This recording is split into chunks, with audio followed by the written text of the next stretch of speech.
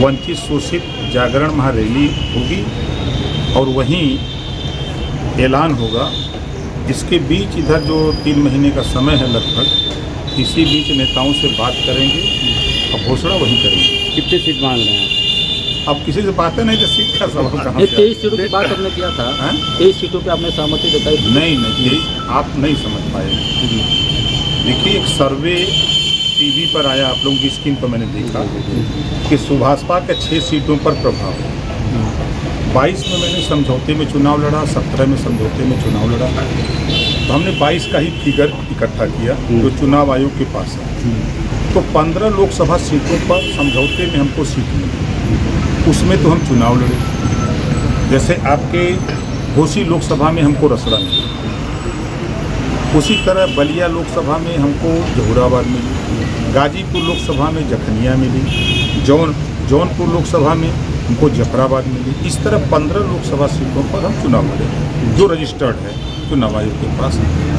80,000, 90,000, 1 लाख, 2-2 लाख तक एक पार्लियामेंट में हम वोट पाए। एक सीट पे लड़े, हमारा सहयोगी हमको 1 सीट वोट दिलाया, हम 4 सीट पर उसको सहयोग दिलाया। हम 2 पर लड़े तो हमको 2 पर सहयोग किया, हम उसको 3 पर किए। तो 15 लोकसभा में तो हम लड़े, लेकिन 17 लोकसभा सीटें जहाँ हमारी पार्टी का संगठन है, ग्राफ है, वहाँ हमको समझौते में सीट न मिलने की वजह से, जैसे आपके आजमगढ़ की लालगंज, अम्बेडकर नगर, हैदराबाद हमको सीट नहीं मिली, रावटसगंज, मिर्ज़ापुर हमको नहीं मिली। आप अगर इधर आएंगे, देवरिया हमको नहीं मिली, बस्ती में हम लड़े, लेकिन हम वहीं गोंडा में नहीं लड़ पाए, हम बहराइच में नहीं लड़ पाए, बलरामपुर नहीं लड़ पाए। तो इस तरह हम 17 लोकसभा सीटों पर चुनाव नहीं लड़ पाए थे। तो कुल मिलाकर के 32 लोकसभा सीटें जो हम लंबे समय से उस पर काम करते हैं। अब इधर जो है 80 सीट पर यूपी काम करते हैं, 40 सीट पर बिहार काम करते हैं। यूनिफॉर्म सिविल कोड पे क्या कहना चाहते हैं सरकार? देखिए, संविधान के अनुच्छेद 44 में प्राविधान है समान नागरिकता की। आपके भारत का एक प्रदेश है गोवा में लागू है, और दुनिया के कई देश, चाहे वो बांग्लादेश हो, अमेरिका हो, पाकिस्तान हो, तमाम देशों में ये लागू है। सरकार को चाहिए यहाँ अगर जैसे विभिन्न धर्मों में अलग अलग व्यवस्था है, तो जो धर्म गुरु हैं, धर्माचार्य हैं, आदिवासी इलाकों में जो अलग कानून उनके लिए बना है, तो उनके जो नेतृत्व करता है, इन सबको बैठा करके बात करके लागू किया जाए। कोई लागू होना चाहिए, बिल्कुल होना चाहिए। जनसंख्या नियंत्रण फाउंडेशन के लोग मांग कर रहे हैं जनसंख्या नियंत्रण कानून लाने के लिए, ये ठीक है? भाजपा के भी एजेंडे में ये कुछ सालों के बाद लागू होगा। भैया, मेरे कांग्रेस ने तो बहुत पहले कहा था, छोटा परिवार सुखी परिवार नारा दिया था। जनसंख्या नियंत्रण फाउंडेशन भाई, वही जनसंख्या नियंत्रण की बात वो कर रहे हैं ना। कांग्रेस का नारा क्या था आप बताइए? इंदिरा जी ने क्या ले आया था? नसबंदी किसके लिए आया था?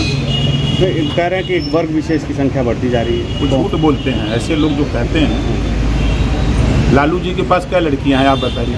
क्या लड़कियां? 9 तो 11। आप बताओ किस जाति धर्म विशेष के? वो तो हिंदू हैं ना, वो तो हिंदू हैं, तो वो 9 को काहे हो गए? ये देखिए, कोई बात कहने से पहले आप लोगों को भी सोचना चाहिए कि हमको बेरोजगारी चरम पे है, हम उस पर चर्चा करें। गरीब हॉस्पिटल में भर्ती है, उसका फ्री में इलाज कैसे हो?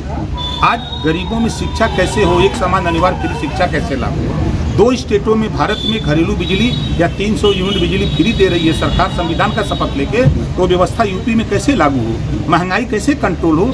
इसका भी सवाल आप लोग करने का प्रयास करिए। खाली फिजूल की बात कि उनके 9 लड़का हो गए, उनके 12 टकाएं हो तुम्हें, उनके 5 ये कोई सवाल नहीं है भाई। सर, समाजवादी पार्टी ने रामजतन राजभर को उतारा है, महेंद्र राजभर भी आपके खिलाफ है। राजभर का यानी राजभरों के एक पूरी मुहिम चली हुई है, क्या कहेंगे इस पे आप? मुझे खुशी है कि कल तक राजभर को कोई जानता नहीं था, आज देश की राजनीति में उसकी चर्चा हो रही है, ये कम बात है। ठीक है।